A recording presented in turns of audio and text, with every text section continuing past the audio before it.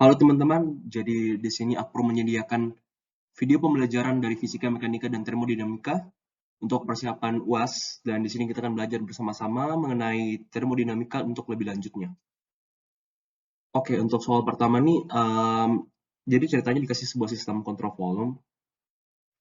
Jadi di sini tuh udara memasuki volume terkontrol, CV kontrol volume, dengan satu saluran masuk dan satu pintu keluar. Nah, jadi ceritanya tuh kita gambar dulu kayak kotak kayak gini. Ada pintu masuknya satu, ada pintu keluarnya satu. Kemudian pintu masuknya tuh 8 bar, 600 Kelvin, kecepatannya itu 40 meter per second. Jadi semua diketahuinya itu harus ditulis pada gambarnya. Dan area aliran maksudnya itu luas perampangnya adalah 20 cm kuadrat. Pintu keluar sendiri adalah 2 bar, 400 Kelvin, dan kecepatannya itu 350 meter per second. Nah, jadi yang seperti biasa itu semua itu harus digambar, terus diketahuinya gimana. Terus jangan lupa tulis asumsi. Karena asumsi itu sangat penting supaya dosen tahu kita tuh maunya gimana. Asumsi di sini tuh gas ideal dan steady state. Untuk asumsi itu sendiri udah ditulis nih di soalnya. Kalau misalnya belum ditulis di soal, kalian tulis aja kalau memang diperlukan buat menyelesaikan soalnya. Sebagai informasi tambahan nih, diketahui juga berapa sih bilangan R-nya dan berapa MR-nya, MR udara sendiri.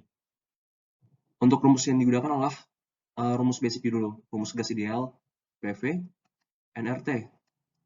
PV NRT kita bisa ubah jadi tekanan dikali volume. Sorry, volumenya terus gini aja supaya bisa dibedain nih dengan kecepatannya.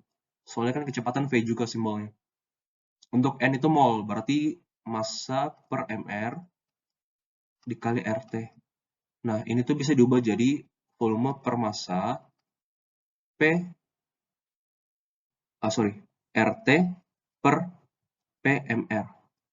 Nah, dan itu bakal berubah jadi gini. Jadi V kecil ini, nah sebelumnya, info tambahan nih, info yang penting. Kalau kapital, itu artinya volume. Kalau kecil, artinya volume spesifik.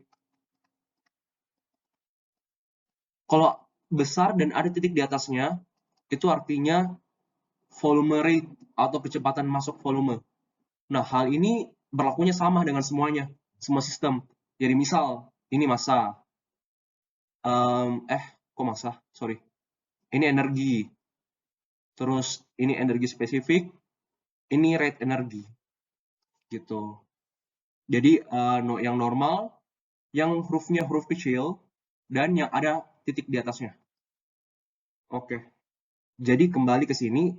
Jadi di sini tuh adalah volume spesifik RT per PMR. Nah, untuk hitung volume spesifik ini, kita pakai aja rumus yang udah diberikan nih. Udah ada kan rumusnya. Terus R udah ada angkanya di slide sebelumnya. T-nya sendiri udah diketahui dari soal. P-nya juga udah diketahui. Oh iya, untuk satu bar ini asumsinya, bukan asumsi sih, emang konversinya itu satu bar adalah 10⁻5 Pascal. Jadi diubah dulu semua ke satuan SI, satuan standar internasional. 8 kali 10⁻5. Nah, MR-nya udah diketahui juga. Dapat deh sekian. 2,152 kali 10⁻4. Sama juga dengan V2. Untuk volume spesifik output atau exit-nya, yang beda tuh paling cuman di suhunya yang 400 dan di tekanannya yang 2 bar. Jadinya dapat deh sekian. Nah, oke. Jadi di sini tuh kita punya persamaan itu kayak gini. Di mana katanya tuh perubahan volume dalam kontrol volume tiap waktunya sama dengan jumlah dari volume yang masuk atau input ini dikurangin dengan jumlah dari volume yang keluar atau exit yang E ini. Nah, karena asumsi kita adalah steady, oke, makanya ini kita coret jadi 0.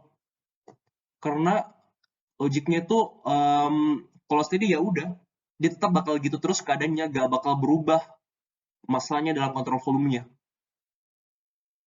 Jadi karena ini sama dengan 0, maka bisa diubah jadi gini bentuknya. Jadi yang di bawah ini. Nah, logiknya itu kalau misalnya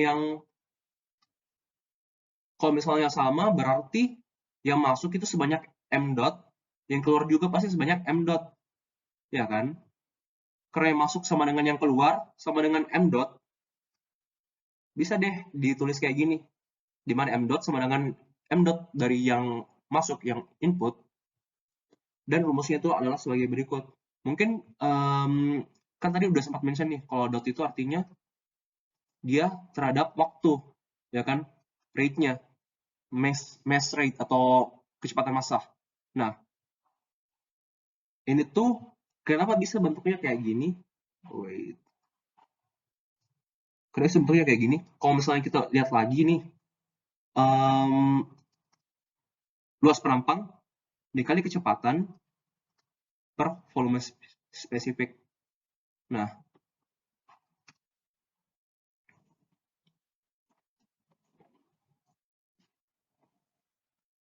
oke. Luas penampang dikali kecepatan per volume spesifik itu artinya volume dibagi massa. Berubah deh jadi gini ya. Nah, luas penampang kali kecepatan adalah, mungkin kalau misalnya di SMA dulu kita kenalnya dengan debit. Cuman kalau di termo ini kenalnya tuh dengan gini. Jadi volume rate sama aja namanya.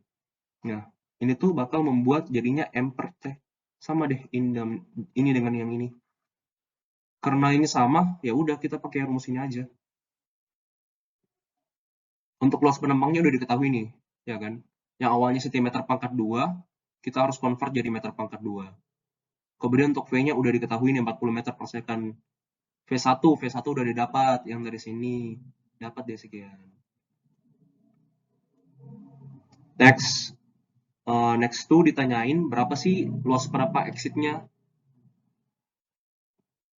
Kita pakai rumus yang, kita pakai persamaan yang ini lagi. Oh sorry, ini tuh harusnya exit. Nah, jadi M dot sama dengan M dot exit, ya kan? Karena tadinya kan udah dibilang nih kalau M dot sama dengan M dot exit sama dengan M dot input.